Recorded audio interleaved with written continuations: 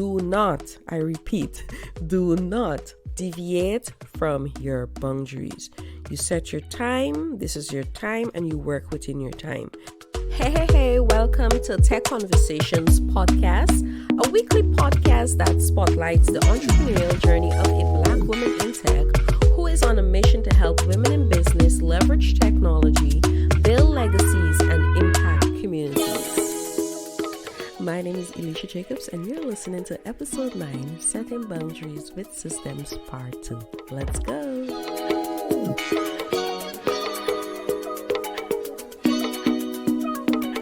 Hey, welcome back to another episode on Tech Conversations. Happy Sunday, and I'm super happy that you're here today. And we're going to wrap up our 2-part series on setting boundaries with systems, and we are tackling time management. Listen. Do you need more than 24 hours in the day? Listen, most of us desire to have more than 24 hours in the day. As an entrepreneur, time is key. Time is one of the resources that we need to learn to manage very, very, very carefully. And as I'm looking at today's episode, and as I was thinking and outlining today's episode, I'm like, okay, that's the first thing I'm going to ask. Do you need more than 24 hours in a day? Some of us may want to have 48 hours. Some of us may need to have more time to do what it is that we got to do.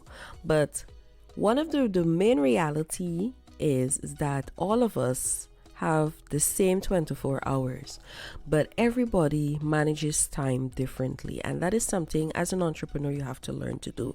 You need to learn how to manage your time.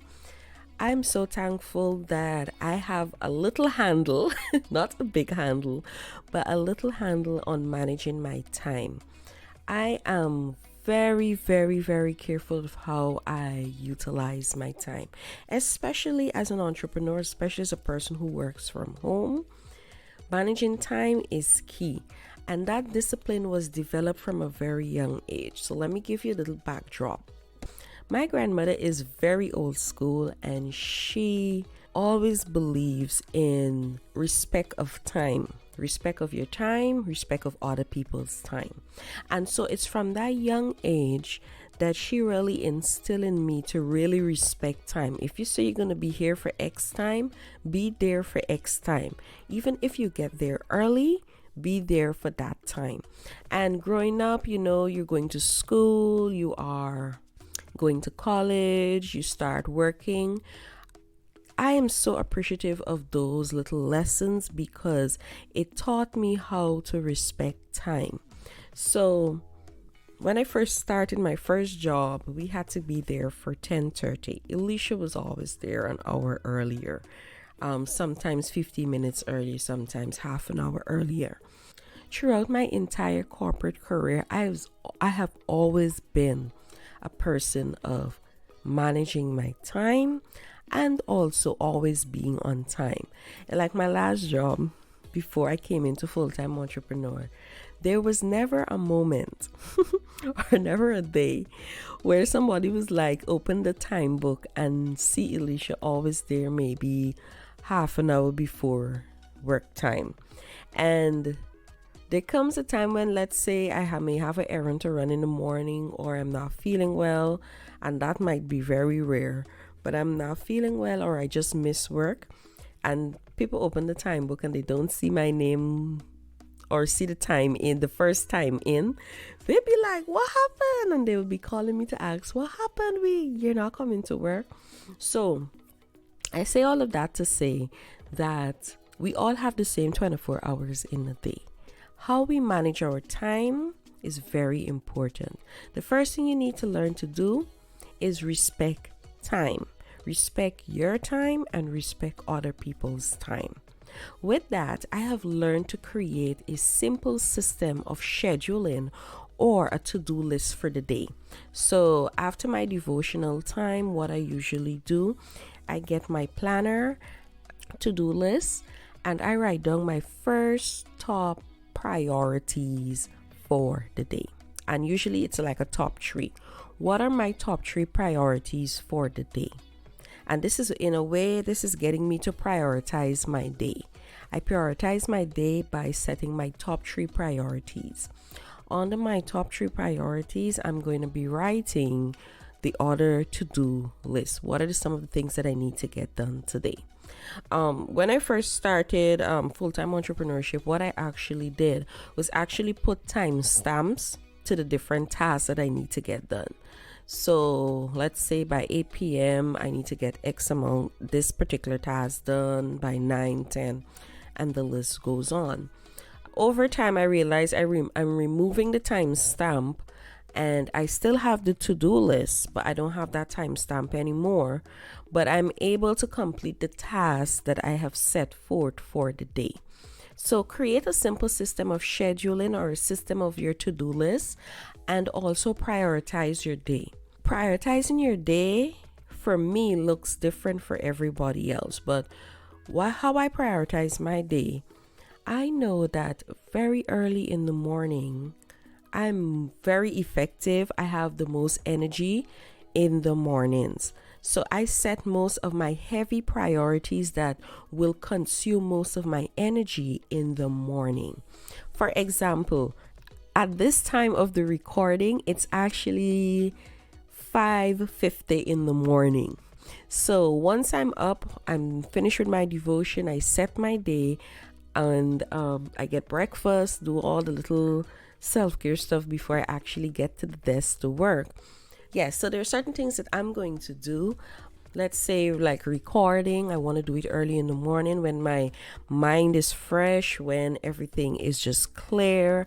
I have my podcast voice word to speak, but it's just applicable for me to record early in the morning because I am more energetic, I'm more refreshed, I'm clear. The hustle and bustle of the day, or the hustle and bustle of opening an email and having things to do, have not clouded my mind. So I'm more clearer to record my episodes. So prioritizing my day is very key. Prioritize your day. It is key and it will help you. Another thing when it comes to time management, learn to plan for distractions, recognize them, and keep deep focus. Listen, once you're working from home, once you're an entrepreneur, if you don't have an office space, listen, they have a ton of distractions. My bed is considered a distraction. And the TV also is considered a distraction. So I have learned to recognize my distractions, that those things that can pull me away from working. So what I've done, apart from having a little home office, one of the things that I've done is, one, I don't watch TV during the week. If I'm working, I usually work from Monday to Thursday. So I cut out TV during the week. I tend to look TV Friday, Saturday, and Sunday. Those are my days to actually relax, and so this is where the TV will come in. So that is a form of me cutting television out. Another thing, when it comes to my bed, I love to sleep. And I have learned not to be drawn to the bed, like, oh, something is not working, I want to go and lie down. Oh, I don't feel like it today, so I'm gonna lie down. Yes, they have days when you're just not up to it, but once you prioritize your day, once you have a system, once you have clients to deal with, once you have things to do inside of your business, once you have work to do, plan for your distractions, eliminate those distractions, recognize them, and keep focus on what it is you have to do. Keep focus on your to-do list, keep focus on your priorities of the day. Once you have your list in front of you and you're taking them as you go, you're keeping focus, you are eliminating distractions. It doesn't happen overnight, but you can learn to plan for your distractions, you can learn to recognize them, and you can also learn to keep a focus on what it is that you need to get done. A big thing of time management is knowing when to delegate. This is something that I have learned very early on. Learning to delegate, and learning to delegate comes in different ways. If you have a team, you have to learn how to delegate. Once you can delegate those tasks to your team, you have more time to focus on what it is that you need to get done. Likewise, if you have repetitive tasks, you find technology that can help you and you put those tasks on autopilot, freeing you up or giving you more time to do what it is that you need to get done. Again, always keep in mind each and every one of us have the same 24 hours in a day. How we manage, how we utilize time as a resource is very key. All right. So know how to delegate, know when to delegate tasks. I had to figure out if multitasking is my enemy. Is multitasking your enemy? A lot of us can multitask. Some people cannot multitask.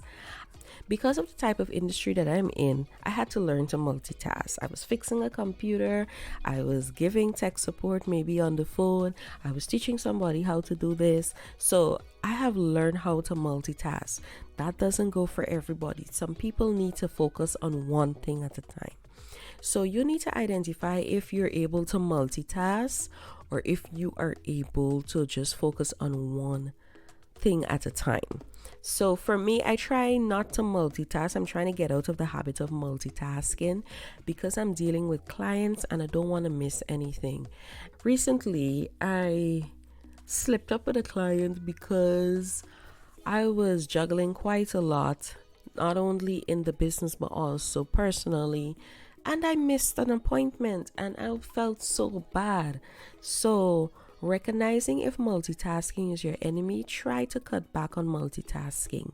And this is where your system of scheduling and your to-do list and your prioritizing your day is important, because you will eliminate multitasking. You have a set number of things that you want to do today, and you're able to focus on that and try not to juggle too much stuff.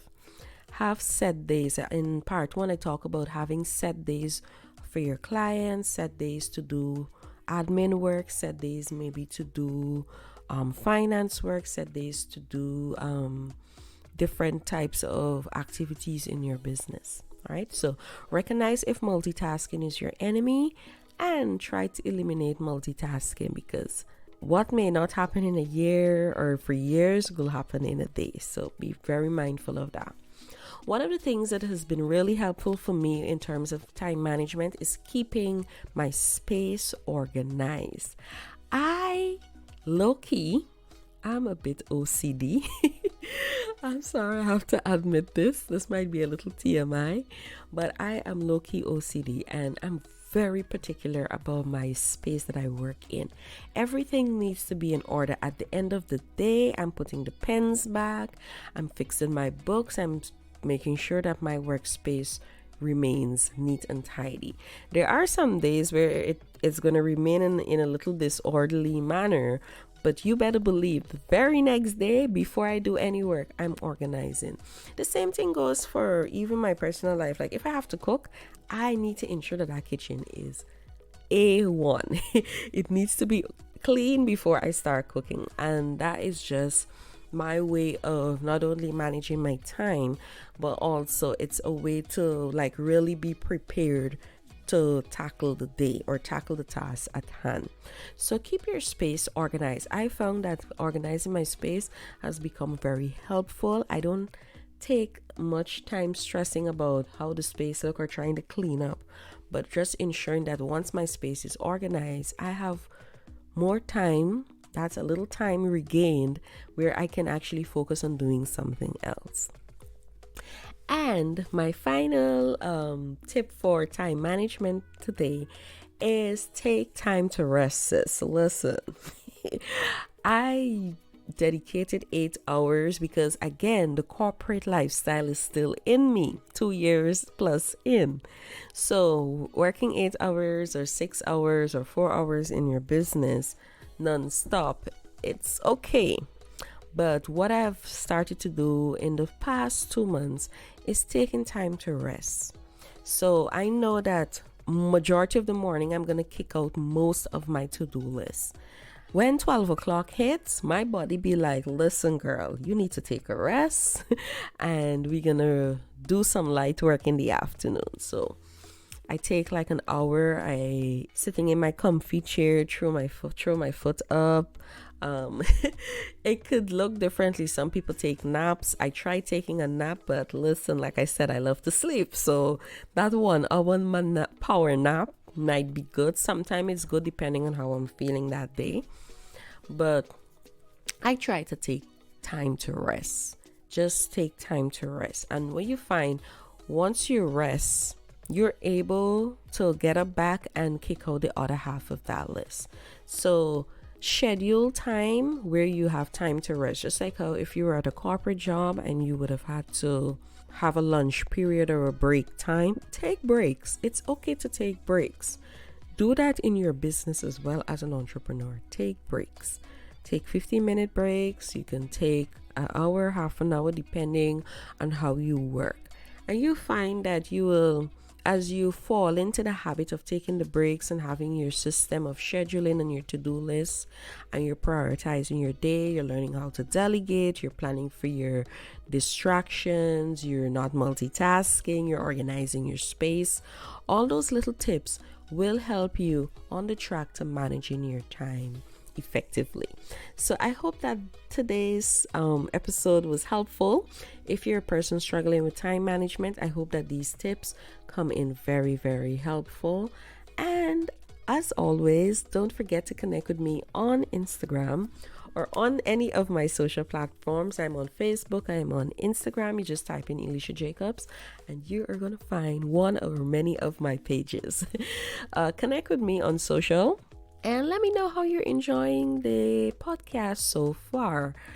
Next week is our final episode of season 1. We're 10 episodes in. I cannot believe it, but I'm so excited. So do check out for it. If you're on Apple Podcasts, leave a review.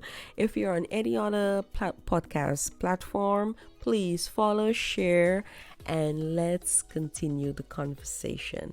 I hope that you have a blessed week, and until next Sunday.